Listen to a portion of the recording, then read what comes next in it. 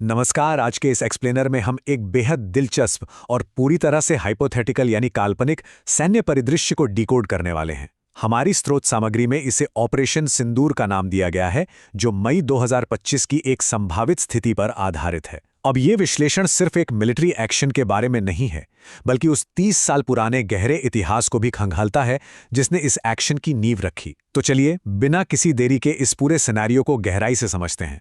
Okay, तो फटाफट आज के इस एक्सप्लेनर का रोड मैप देख लेते हैं।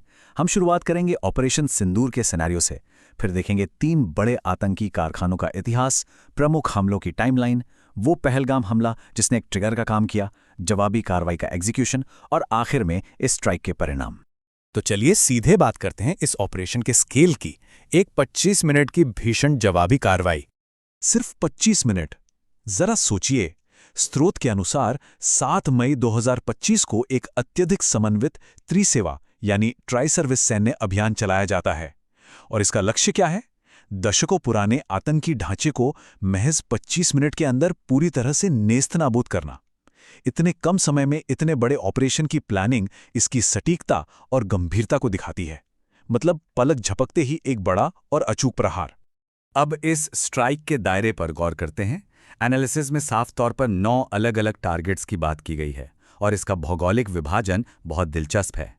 5 ठिकाने पाकिस्तान अधिकृत कश्मीर यानी पीओके में और 4 ठिकाने सीधे पाकिस्तान की मुख्य भूमि के अंदर। ये इस बात पर जोर देता है कि ये हाइपोथेटिकल स्ट्राइक कितनी गहराई तक मार करने के लिए डिजाइन की गई थी। मकसद सिर्फ बॉर्डर पार करना नहीं, बल्कि सीधे आतंकी पनाहगाहों के दिल में वार करना था।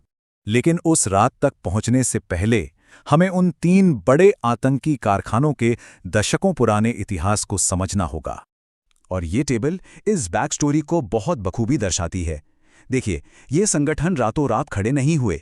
स्रोत स्पष्ट करता है कि लश्कर-ए-तैयबा, जैश-ए-मोहम्मद और हिजबुल मुजाहिदीन की जड़ें कितनी गहरी हैं। हाफिज सईद का मरकज़ तैयबा, मसूद अजहर का मरकज़ सुबहानल्लाह और मोहम्मद एहसान डार का मैमूना जोया, ये सिर्फ नाम नहीं है।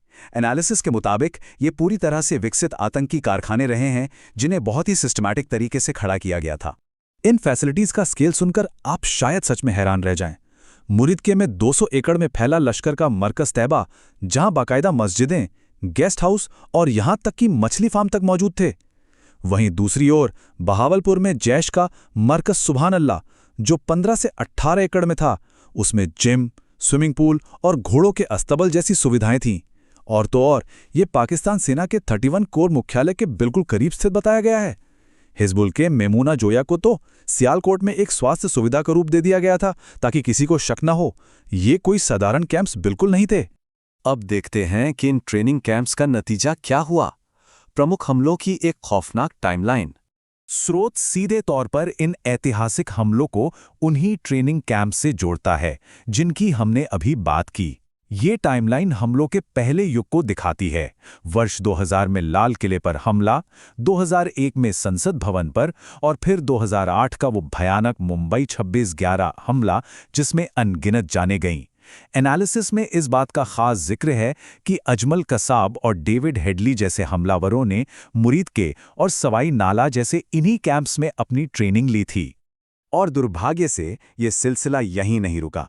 2016 में पठानकोट और उरी के सेना कैंप्स पर हुए हमले और फिर 2019 का दिल दहला देने वाला पुलवामा हमला, जिसने हमारे 44 जवानों की जान ले ली।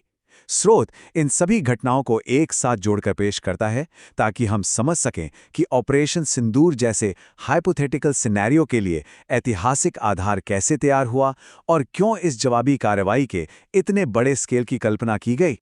तो आखिर वो क्या टर्निंग पॉइंट था जिससे इस ऑपरेशन को ट्रिगर किया? दशकों के इस इतिहास को खंगालने के बाद स्रोत सामग्री एक बेहद विशिष्ट काल्पनिक घटना का विवरण देती है। 22 अप्रैल 2025 को पहलगाम में टीआरएफ यानी द रेजिस्टेंस फ्रंट द्वारा किया गया एक क्रूर लक्षित हमला। एनालिसिस के अनुसार मरकज तैयबा में प्रशिक्षित आतंकियों द्वारा किया गया यही वो हमला है जो अंततः एक त्वरित और बड़े सैन्य जवाब के लिए अंतिम उत्प्रेरक या कह लीजिए कैटलिस्ट साबित होता है। इस ट्रिगर के बाद शुरू होता है एक्शन, हमले की योजना और 15 दिन का संस्थागत रिस्पॉन्स। पहलगाम की घटना के बाद 15 दिनों का एक बेहद तेज लेकिन तनाव न बढ़ाने वाला यानी नॉन एस्केलेटरी प्लानिंग फेज शुरू होता है।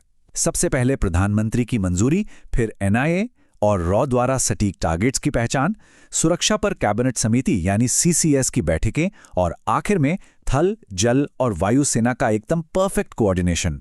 स्रोत का कहना है कि यह कोई जल्दबाजी में लिया गया फैसला नहीं था, बल्कि एक सोची समझी संस्थागत प्रतिक्रिया थी। अब आते हैं इसके एग्जीक्यूशन पर। 7 मई 2025 की रात इस ऑपरेशन को छुपाने के लिए एक राष्ट्रव्यापी सिविल डिफेंस ड्रिल का कवर लिया गया। भारतीय वायुसेना के राफेल जेट्स हवा में थे और उनके साथ थीं स्कैल्प क्रूज मिसाइलें और एएसएम हैमर बॉम्ब।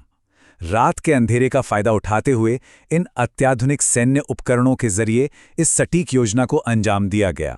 तो यहाँ सबसे अहम पॉइंट ये है, ठीक 24 मिसाइलें।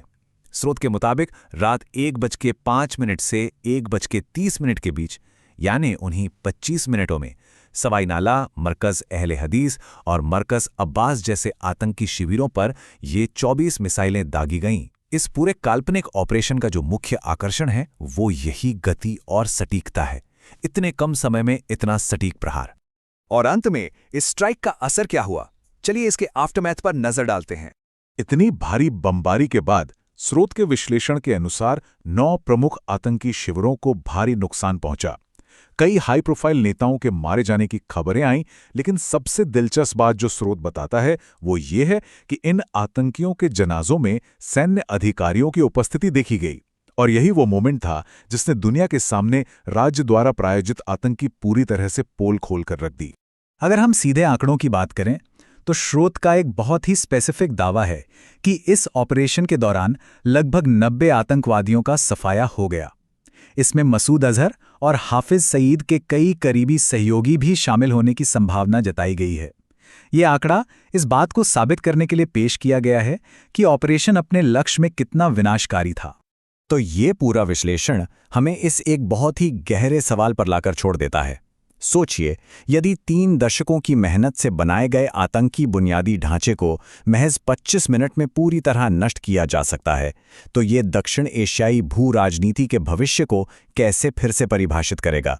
ये काल्पनिक परिदृश्य हमें सामरिक नीतियों और कूटनीति को एक बिल्कुल नए नज़रिए से देखने पर मजबूर कर देता है। हमें उम्मीद है कि इस स्रोत सामग्री का ये एक्सप्लेनर आपके लिए ज्ञानवर्धक रहा होगा। इस चर्चा में हमारे साथ जुड़ने के लिए आपका बहुत बहुत धन्यवाद।